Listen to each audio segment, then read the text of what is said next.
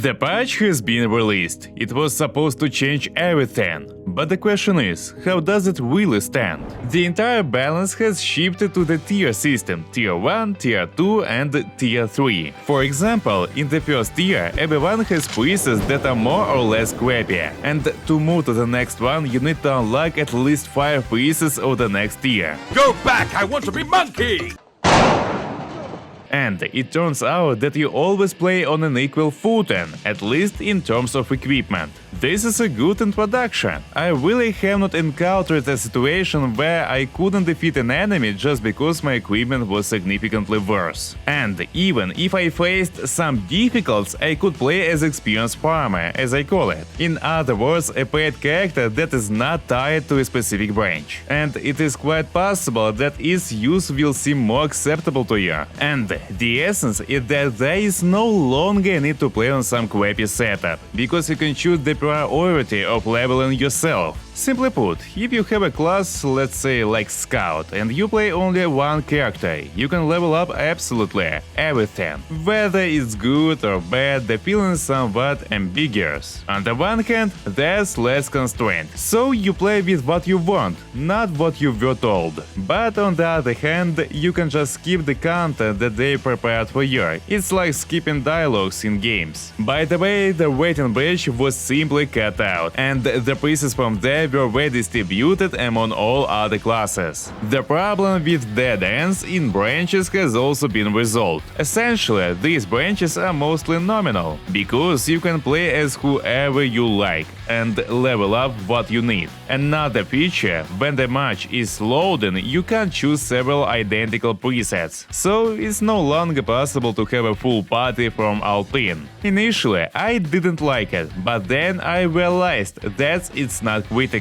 I also mentioned the new location. Many complained about it, but I like it. It's beautiful and atmospheric. But it's extremely symmetrical, which is somewhat annoying as if it's done hastily. An interesting thing is that you can't play only one location you like, you have to choose at least 4. Personally, I don't mind, but I think there will definitely be people who don't like it at all. By the way, the matchmaking was quite fast, and there was no need to repeatedly accept the queue. Usually from the second or first attempt everything works out. So if someone messed up, the whole team doesn't start over, they just look for a new player. It's good.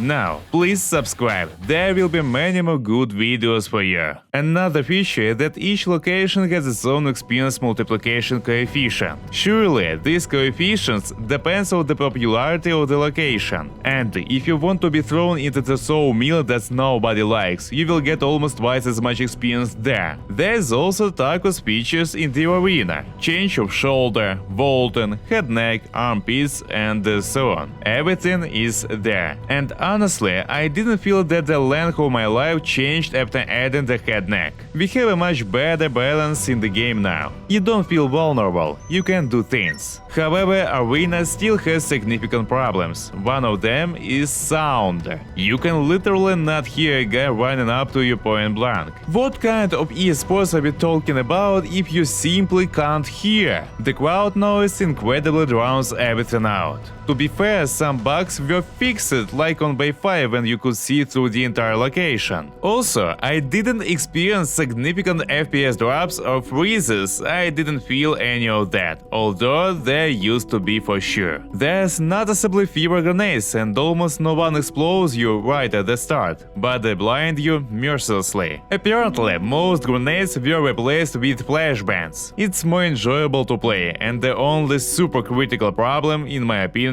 is sound. Well, of course, there are occasional dissings. Also, Arena is rather weakly perceived as a separate game. There are a lot of presets, but not that many. There is simply no significant meaning from currency. It's more like a demo of the game than a standalone game. So, when you get upset in Tarkov because you were killed in the ice, it would be more pleasant to just switch to the tab inside the game and go play a card in the arena instead of exiting Tarkov Tarkov and wait in the launcher for 3 minutes until it starts working. It wastes time loading the menu there. And the lack of any connection between Tarkov and Arena still infuriates. We were promised it. It would be better to have some joint account, universal currency that would be suitable for some goods in Tarkov itself and also in the Arena. At least the same skins or unique melee weapons or something else. So, in conclusion, the Arena has become better, but better doesn't mean good. It's like if you were beaten by 5 people on the street and now only 3. Share your opinion in the comments, subscribe to the channel, hit like. See you next time. Good luck!